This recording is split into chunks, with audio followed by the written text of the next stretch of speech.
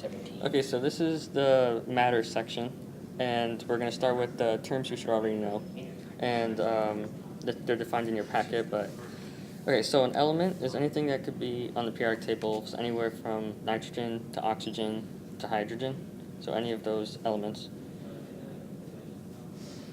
Okay, a compound, as you can see, is two or more different elements chemically combined, so that could be anything, any kind of substance that has two or more elements, like, let's say, water, for example, H2O.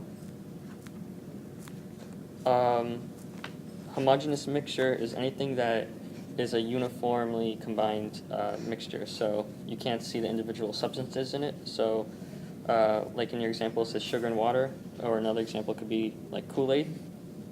And the last one, heterogeneous mixture, is anything that you can see the individual substances. So, chicken noodle soup, like in the packet says, or anything like a salad, where you can see each part, like the tomatoes, the lettuce. Onto temperature. So there's the conversion factor. You pretty much take any degree of Celsius at plus 273 and you convert it into Kelvin, and there's no units on Kelvin.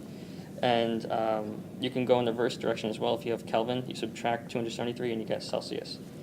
Absolute zero is where the temperature of all the molecular movement stops, and that's just basically saying that all the molecules in a substance stops, and that is reached at 0 Kelvin.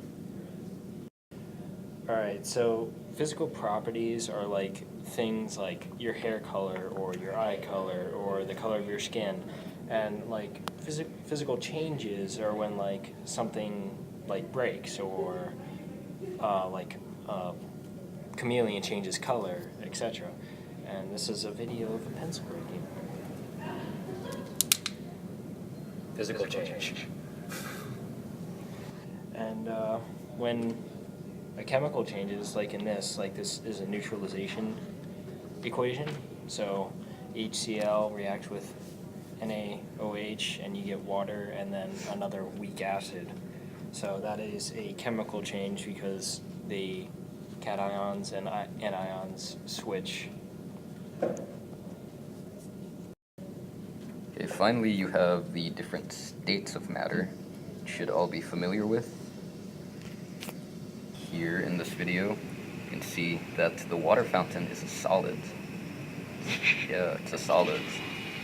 That water, that's a liquid.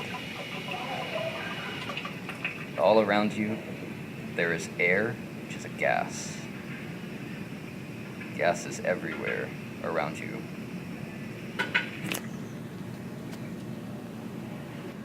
So, you look at the diagram here that should be in the packet.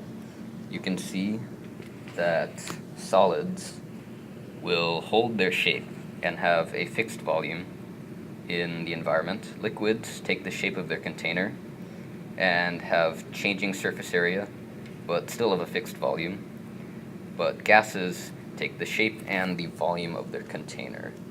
So, if we move down here to these glorious particles that I drew, you can see that this first set, these black ones, represent solid particles, and they're kind of pretty close together. They have a lot of attraction, so they're going to stay in place and they're going to kind of vibrate in place, not really going to go anywhere, which is why they have sort of a fixed shape, fixed volume.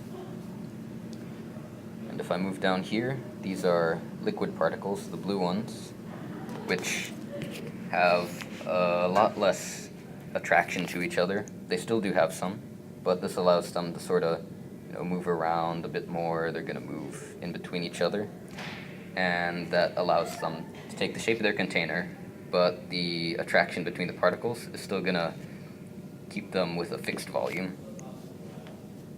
Meanwhile, you have the gas particles, these red ones, which don't really have a whole lot of attraction to each other, and thus they can move really far around. They're bouncing around off the walls of the container and such, and this allows them to basically just take on the shape of the container and the volume of the container, and which is why they can kind of escape a lot of places.